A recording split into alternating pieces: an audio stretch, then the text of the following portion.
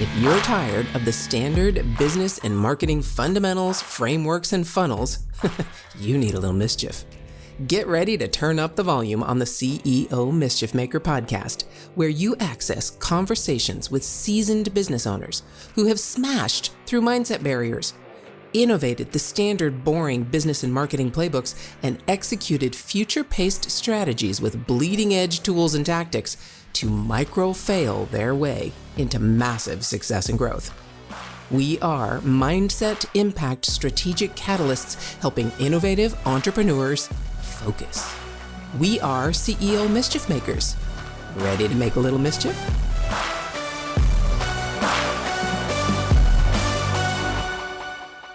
All right, CEO Mischief Makers. Oh my goodness. Uli and I get to chat about even more than we did on Monday. So if you have not listened to Monday's episode, it is a perfect setup for what we're going to talk about now.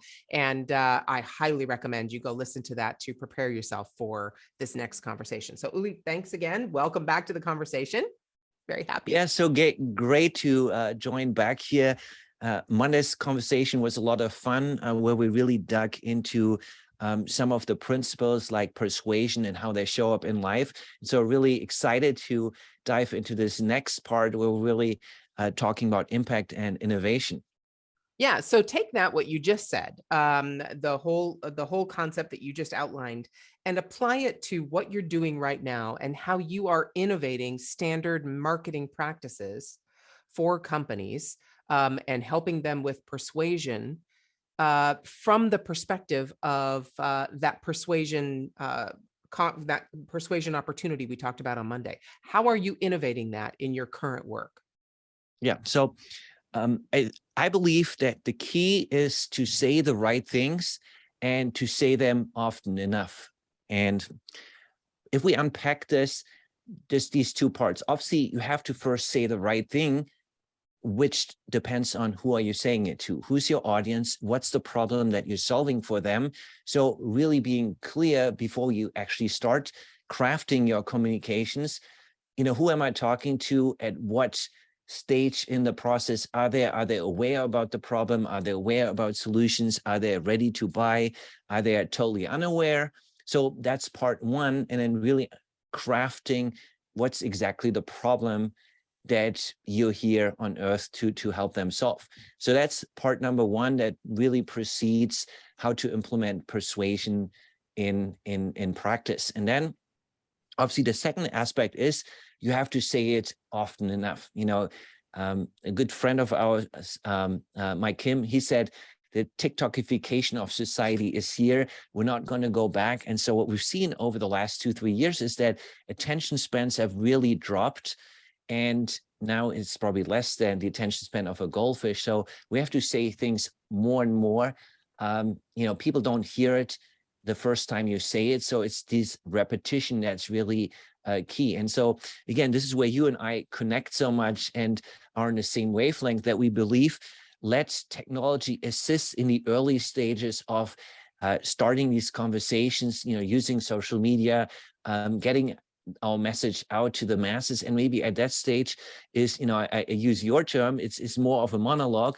You're talking to the masses, but they're not really communicating back with you. And then as we develop that relationship and move further down the marketing funnel, it's more and more important to shift to conversations and, in your words, to shift to a dialogue where the person feels heard and feel seen and understands that you have exactly the solution that they have been looking for. And so that's the foundational framework as a marketing technologist and strategist, where I know it's like, okay, you have to understand what you're supposed to say to whom, and then you have to use technology and technology assistance to really get that message out, amplify it, and get it out there. And so we can talk about the example with the doctors that I work with, but this framework is the same no matter what industry you're in.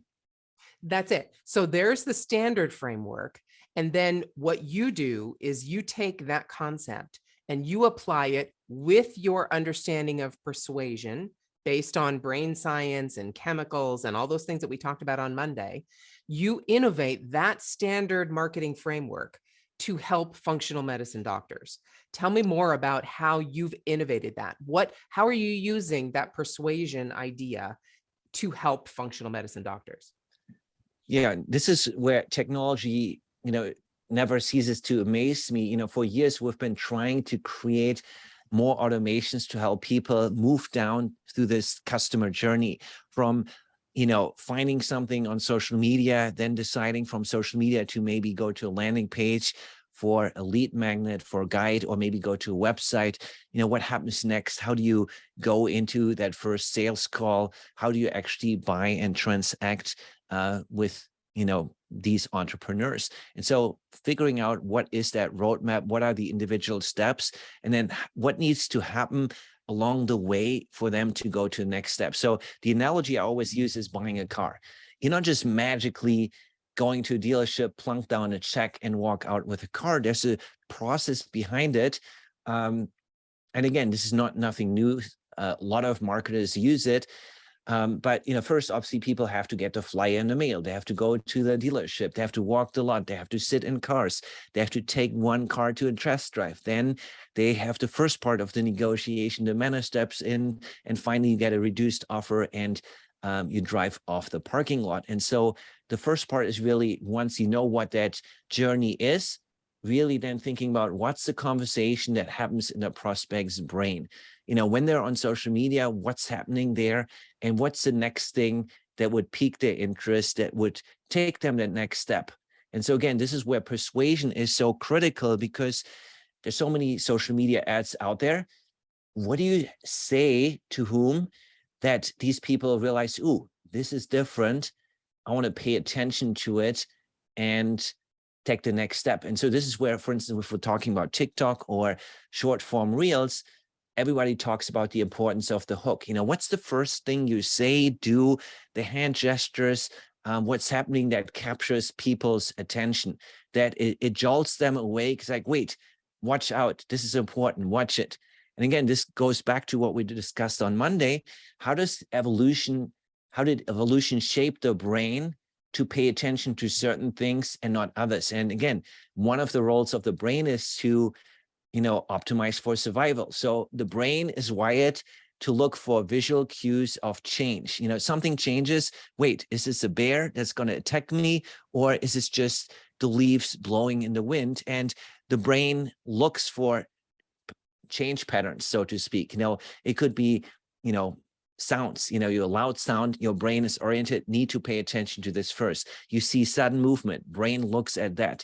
And then same with language patterns. There's certain things that really put your, perk your ears up and make the brain pay attention. You suddenly shift, and it's like, okay, wait, pay attention to this. This is important or potentially important. And so understanding what are these verbal phrases makes then your social media ads or your social media content more powerful. It gets people to ask themselves the question, well, I want the answer. Let's take the next step. And here we have the first micro commitment. People moved from social media to actually engage. Maybe they clicked, they commented, they liked, maybe they went to the website. So there's all these micro decisions that happen. And then once they're on the landing page, what is it that we have to see there for that particular person to say yes to our request? And again, this is where brain science comes into play. How can I make this as simple as possible, that it's a very simple decision? It's a yes, no. Intuitively, people know that they want to nod their head. Yes, tell me more. And if you ask the wrong question, then the brain goes into the prefrontal cortex processing. And now we're going down this rabbit hole and these ruminations. And again, we know decision paralysis kills forward momentum. So if we use the wrong words, we're going to shunt the brain into non-productive avenues, and you're just spinning your wheels in the mud and no traction at all. So we want to make sure how we keep the car on the shortest path between A and B, and how do we leverage everything that we know how the brain wants to make decisions. And so on Friday, we're going to talk about the 9 persuasion prompts for an effortless yes. So we can then dissect exactly what to say this, not that. But there's very practical practical ideas of what to do. And again, I have to go back to a book that's more than 40 years old. A lot of you might know it, influenced by Robert Cialdini.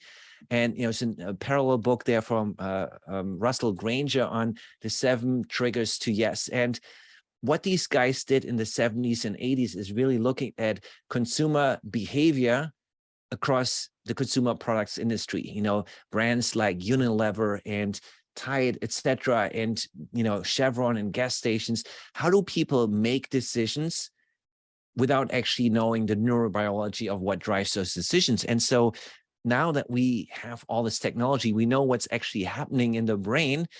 Now that we actually know, it's dopamine release, it's cortisol release, here's the brain stepping on the brakes, here's areas in the brains that light up.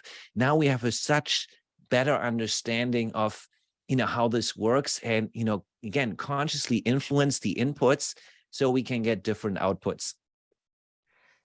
It's so fascinating to me. If I go back to our conversation on Monday and our own personal as entrepreneurs mindset shifts, we need to put our brain or allow our brain to stay on autopilot so that when we can actually make an important decision, we can activate our brain and allow ourselves to say yes to that because it's new.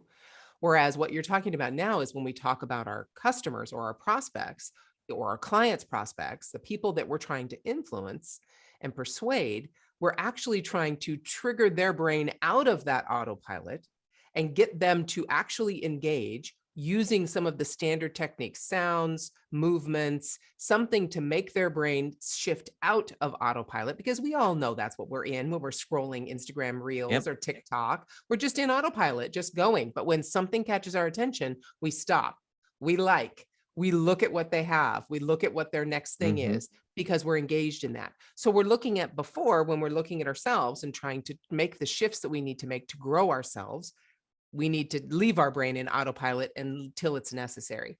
Now we need to do the opposite. We need to use that ability to pull our prospects out of autopilot and get them to engage.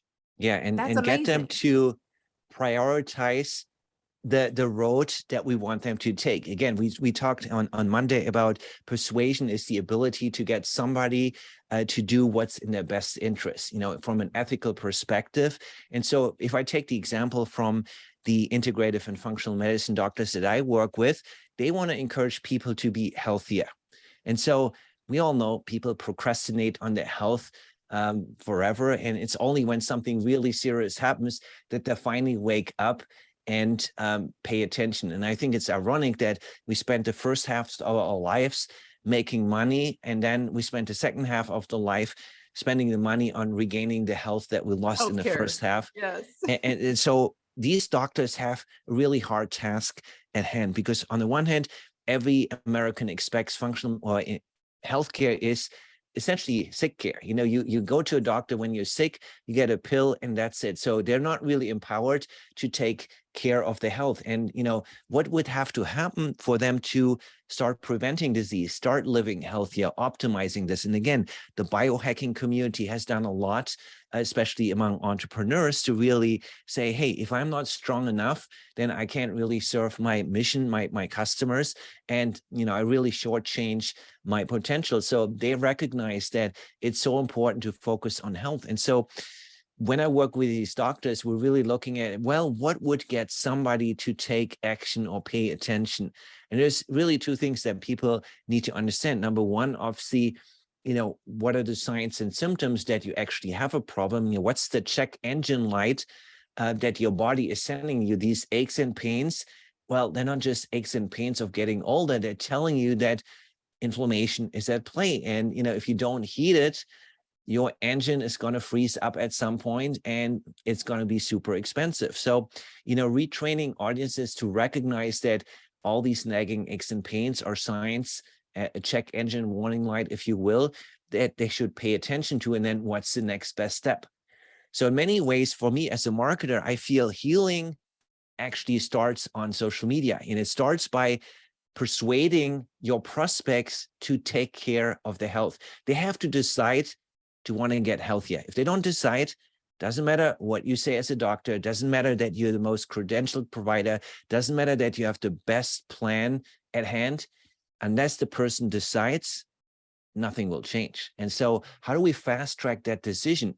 And again, if we're zooming out from healthcare to, any entrepreneurial niche, how do we get people to take the decision? And so marketing is really the tool of automation and technology assisted one-on-one conversations to make that happen, that we can now measure and automate and optimize the outcome. And so again, this is where automation and technology comes into place. Unless you have a system to measure what's happening, how are you actually improving, right? So we need to be able to measure, and then what you measure improves. So unless you have a tracking system, unless you have a system, you won't be able to measure, did this change make a difference? And so this is why I love marketing so much, because it's really engineering one-on-one. It's like, how do I engineer the social media content that more people see it? How do I make the message stickier? How do I get more people to click and go to a landing page? And then more the landing page, how do I get more people to opt in and part with their email and cell phone numbers? How do I get people to actually develop a habit of opening my emails? Or, as you would say, can we get them into some form of chatbot and have a conversation that makes it so much more likely that people keep paying attention, again, what you pay attention to, that, improves. So again, how do we take their attention and route it to where it needs to go, that they start developing healthy habits, and then ultimately see that, okay, I've done as much DIY as I can with my health. Now I need an expert to really help me take the next step and really put this to bed. Okay, hold on. If your mindset was shifted, you were inspired to innovate, and you were spurred into action, don't just move on with your day. Focus, my friend, and take a few minutes to visit CEOmischiefmaker.com to learn more about the value that was shared with you today. Please act now and create some CEO mischief of your own.